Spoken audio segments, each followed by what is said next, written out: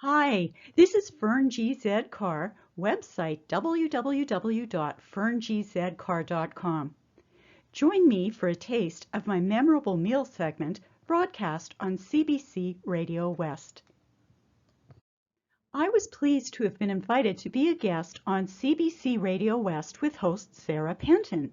This was for a special segment entitled Memorable Meal.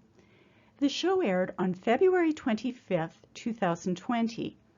I've included a funny excerpt here from that broadcast.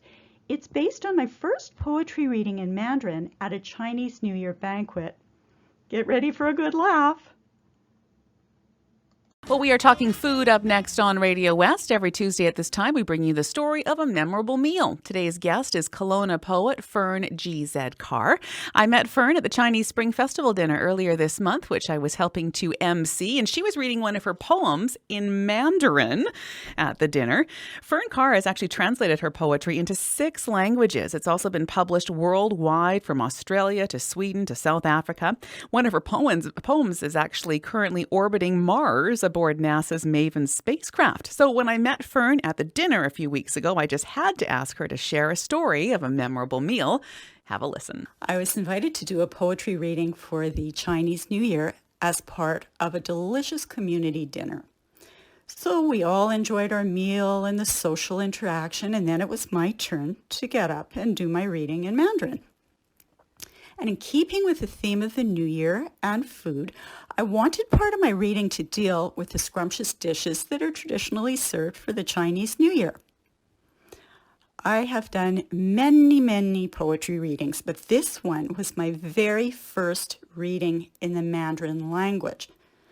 And I have got to say that I have the absolute utmost respect for Mandarin speakers. Mandarin is a very complex language where even the slightest change in tone or inflection can change the meaning of what you're saying.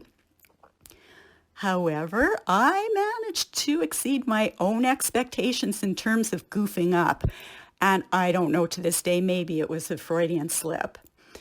While I was reading, there was a toddler at the back of the hall who was being pretty noisy, coincidentally, just at the same time as I was getting to the part of my poem where I was talking about the different types of food to eat. So completely by accident, I promise you, instead of saying baozi, I said haizi. Translation, instead of saying that on New Year's people eat steamed buns, I said they ate children. Oh my goodness, talk about an unintended but cannibalistic spin on what was supposed to be a lovely family meal. Oops. Anyway, no one snickered or gave any indication of my silly gaffe, but I do have to admit that when I did later tell my Chinese-speaking friends about it, they definitely had a very good laugh. The point, though, I'd like to make by sharing these two experiences is the fact that most people are welcoming and kind.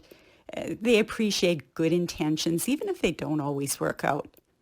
So a meal truly does have the potential to be memorable, not just for the food itself, but for the sentiments it brings out in those people who are fortunate enough to be able to share with others. This shows that despite the circumstances, people can be gracious and understanding.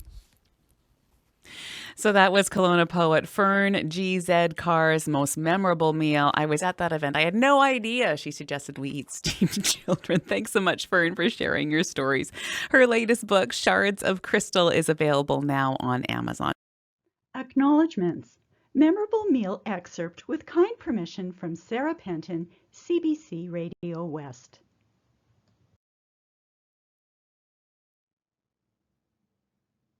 Thanks very much for watching my video. If you enjoyed it, feel free to like and please be sure to subscribe. For more poetry, my book Shards of Crystal is available on Amazon. Thanks again and stay tuned for a new video every Wednesday.